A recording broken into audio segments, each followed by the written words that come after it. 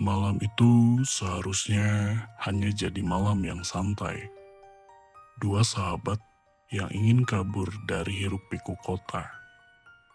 Tapi tawa mereka perlahan hilang. Digantikan bisikan aneh, lorong yang gelap, dan sosok yang tak pernah ingin mereka temui.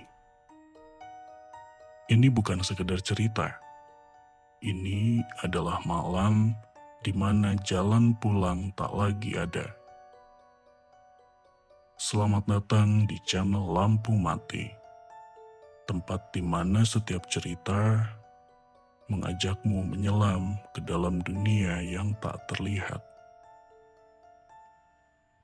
Sebelum kisah dimulai, jangan lupa untuk klik like, subscribe, dan nyalakan loncengnya, agar kamu tidak ketinggalan cerita-cerita menyeramkan lainnya yang hanya ada di sini, di Lampu Mati. Sekarang, matikan lampumu dan dengarkan baik-baik. Ini adalah kisah jalan pulang yang tak pulang.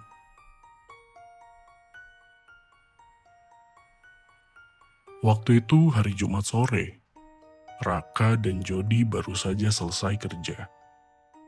Tanpa banyak rencana, mereka sepakat buat road trip dadakan ke daerah pegunungan di Jawa Barat. Tujuannya sederhana, kabur sementara dari penatnya Jakarta. Ada satu tempat sepi di puncak sana bro, nggak banyak orang tahu. View-nya keren banget, kata Raka sambil membuka peta di HP-nya. Aman nggak? Tanya Jody agak ragu. Yakin aja, kita kan cowok. Lagian cuma satu malam, jawab Raka sambil nyengir. Berangkatlah mereka dengan motor, naik ke daerah yang belum pernah mereka kunjungi sebelumnya. Jalannya berkelok, sepi, dan makin lama makin berkabut. Setelah hampir 3 jam perjalanan, HP mereka kehilangan sinyal. GPS pun berhenti. Hari mulai gelap dan jalanan tak lagi beraspal. Nampaknya mereka nyasar. Tiba-tiba di tengah kabut yang pekat, tampak sebuah rumah tua berbentuk joglo. Kayunya sudah kusam dan halaman dipenuhi daun kering. Daripada kita tidur di pinggir jalan, mending numpang istirahat bentar di sini, kata Raka. Jody nampak tidak yakin. Rumah itu seperti tak berpenghuni. Tapi ada lampu redup menyala dari dalam. Mereka mengetuk pintu. Tak ada jawaban. Tapi pintunya terbuka dengan sendiri. Halo? Permisi, seru Jody pelan. Tapi tak ada jawaban. Hanya hawa dingin menyambut mereka. Mereka masuk ke dalam rumah itu. Rumah itu berdebu tapi bersih. Seolah ada rutin yang membersihkan. Di meja ruang tamu ada teko teh yang masih hangat. Ini membuat bulu kuduk Jody merinding. Udah, kita duduk aja dulu. Ntar ada yang datang, kata Raka mencoba tenang. Walaupun sebenarnya hati Raka pun gelisah. Menit demi menit berlalu, tak ada yang datang. Tapi tiba-tiba ada suara langkah kaki terdengar dari lantai 2. Raka, denger nggak? Bisik Jody. Iya, jawab Raka pelan. Berdiri sambil menahan nafas. Mereka menatap ke tangga. Perlahan terdengar langkah turun. Tapi tidak ada siapa-siapa di tangga itu. Langkah terus terdengar sampai tepat di depan mereka.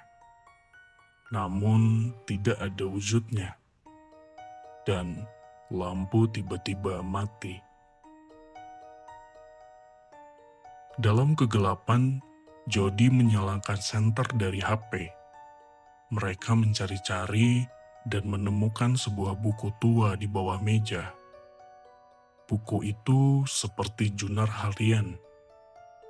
Isinya, hari ke-6. Anak itu masih menangis setiap malam. Kata orang kampung, dia bukan anak manusia lagi. Tapi bagaimana aku bisa meninggalkannya? Dia anakku. Di halaman berikutnya, penuh coretan yang tidak terbaca. Tiba-tiba Jody menunjuk ke dinding. Lukisan itu sejak tadi nggak ada kan? Sebuah lukisan besar tiba-tiba muncul. Wajah seorang anak kecil dengan mata hitam legam menatap tajam ke arah mereka. Mata di lukisan itu bergerak, mengikuti arah mereka berjalan. Mereka memutuskan keluar, tapi saat membuka pintu, yang mereka lihat bukanlah jalan, melainkan lorong panjang seperti rumah sakit tua. Ini bukan dunia kita lagi, kata Raka gemetar. Mereka berjalan menyusuri lorong itu. Di setiap sisi lorong, ada ruangan dengan pintu terbuka sedikit. Di baliknya, terdengar suara-suara yang aneh. Tangisan, teriakan, dan beberapa kali suara tawa perempuan. Di satu ruangan, Raka mengintip. Seorang wanita berbaju putih duduk membelakangi mereka. Jangan ganggu aku. Suaranya serak, tapi menyayat. Wanita itu berbalik. Wajahnya rusak. Mulutnya robek hingga telinga. Dan dia melayang ke arah mereka. Mereka berdua lari. Tapi seakan lorong tak pernah habis. Di ujung lorong, mereka menemukan pintu dengan tulisan. Yang masuk, tak semuanya bisa keluar. Yang tahu rahasia ini akan diburu oleh mereka. Di balik pintu itu, mereka kembali ke rumah joglo tadi. Tapi suasananya sudah berbeda. Banyak mayat tergeletak. Dan di pojok ruangan duduk seorang pria tua kurus mengenakan pakaian lusuh. Kalian sudah lihat terlalu banyak, kata pria tersebut. Siapa lo? Tanya Raka mengangkat tangan gemetar. Aku, penghuni pertama rumah ini. Rumah ini dulu tempat persembunyian penjajah, juga tempat pembantaian. Jiwa-jiwa mereka masih tinggal.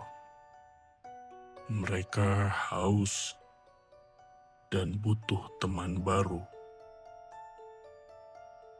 Tiba-tiba Jody diseret oleh tangan-tangan hitam dari lantai. Raka menariknya. Tapi makin kuat mereka melawan, makin dalam Jody tenggelam. Seketika semuanya gelap. Raka terbangun keesokan paginya. Di pinggir jalan. Motornya ada, tapi Jody hilang. Ia mencari dan memanggil-manggil Jody.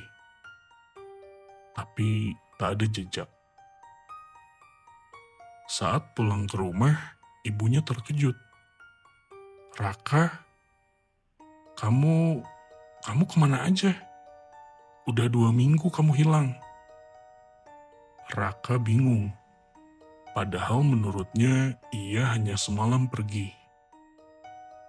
Yang lebih menyeramkan, di setiap malam Raka mendengar suara langkah di rumahnya.